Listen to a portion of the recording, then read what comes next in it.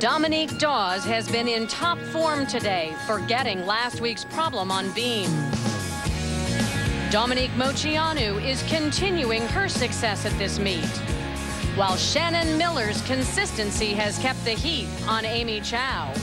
The leader faltered on beam and has left the door open.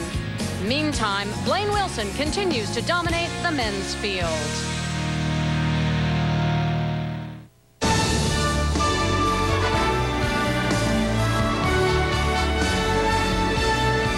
Welcome back to the CBS Sports Spectacular. We are in Toledo, Ohio, on the shores of the Maumee River.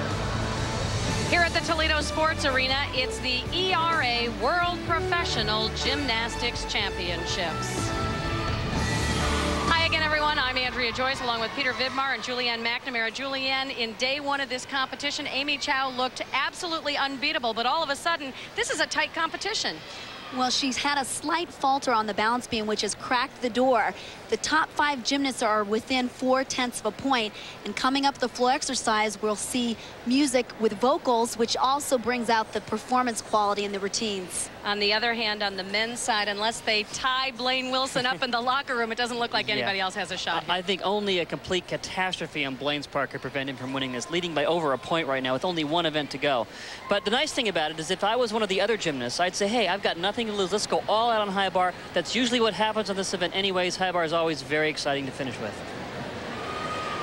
So with one rotation remaining, as we mentioned, Blaine Wilson with a very comfortable lead over Evgeny, Shabaev, and Chris Waller.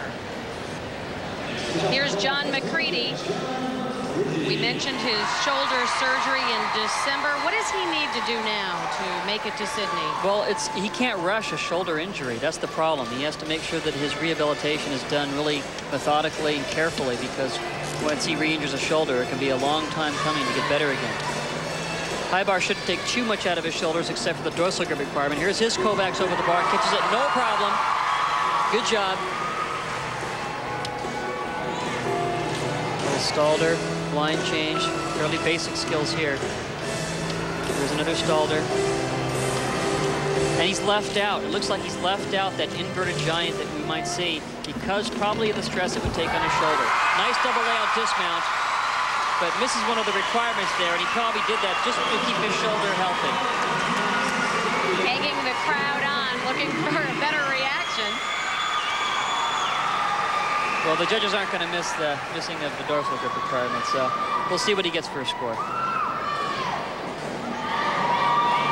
Now John does his Kovacs over the bar, gets a lot of wind up. Look at the bar bend as it snaps him up and over. Nice form in it too. His dismount was just a double layout. Gets nice extension on it.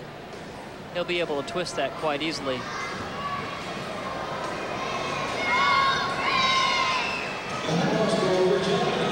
The 1996 Olympian scores a 9.3 on the high bar, and look at the look of shock on his face. He knows what he left out, though. He wants this place to riot.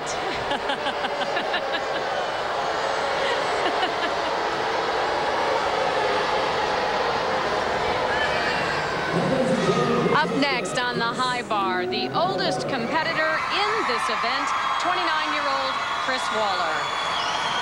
Chris has always had a nice clean look on high bar. Does some interesting release moves, back-to-back skills.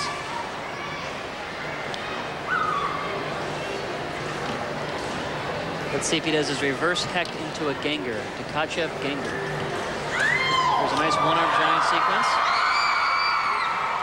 Stalder pirouette, here he goes.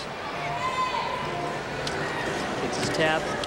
There's the Tkachev, and there's, well, nope, he left it out, did not go for it. Try it again. There's a Tkachev, and there's the Ganger. Now, he really doesn't lose anything just because he decided to do an extra skill. He was smart enough to get his composure back and try to get some bonus points by doing those back-to-back releases. Just has an extra one in there. Not so bad. Smart competitor. Setting up for his dismount. Double Dutch double backflip. Not bad. Oh, big stumble on the end, though. Too bad. Chris Waller, a member of the 1992 American Olympic team.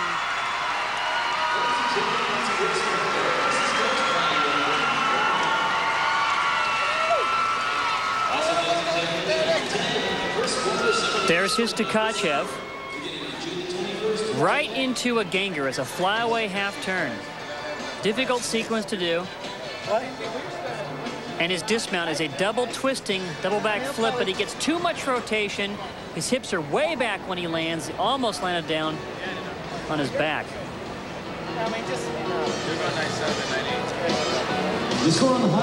And the judges award Chris Waller with a 9.7.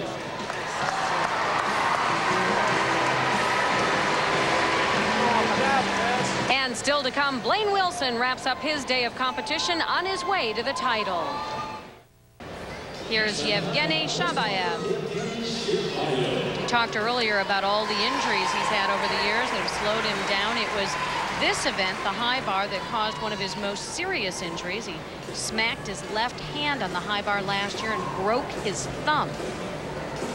And I'll tell you, you need your thumb in gymnastics. Holding on to the parallel bars, the high bar, the rings, everything. There's his pirouette over the top, right into a Kovacs. Very difficult to do. Does not use a wind-up swing like so many of the gymnasts. It's too bad he just couldn't pull it off. Took those counter swings. He'll take a major deduction on that. There's a very high Kovacs from a wound-up giant. Was able to make use of that momentum there. There's his stoop to the dorsal grip, getting ready for his dismount. Double layout, double twist. Oh, stumbles forward. Too bad. That had potential to be a very, very good routine. Doesn't get anything for that little dance after. No. That's too bad. Now here's the Kovacs. It's a double back flip over the bar to a recatch, named after the Hungarian gymnast that did it first.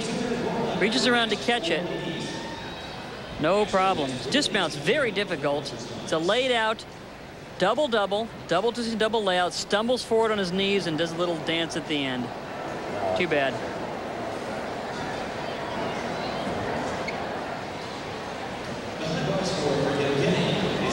And for Shabaev, it's a 9.4.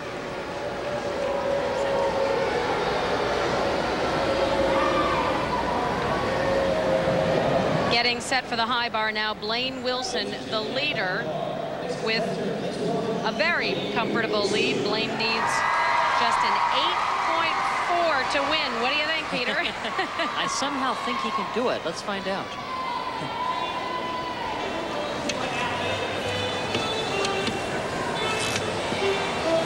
In-bar Stalder to a one-arm sequence right away. High bar has never been his strongest event, but he has been working on it. It's not quite where he wants it to be. That was a very difficult Stalder sequence, though, with the dorsal grip. Trying to plan on the future with extra bonus points, some of the skills he's working on. There's his Tkachev, good giant.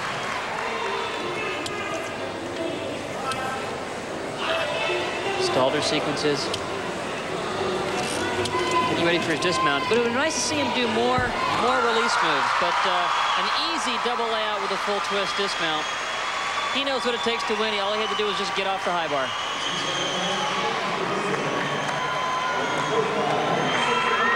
And Andrea, I'd like to see more release moves down the road for Blaine. I think it would balance out his routine better. There's his only release. It's a Tkachev, reverse sect into a giant swing. His dismount was a double layout with a full twist, easily sees the ground. Takes a little hop on the end, but it really wasn't too hard for him. Done. I'm done.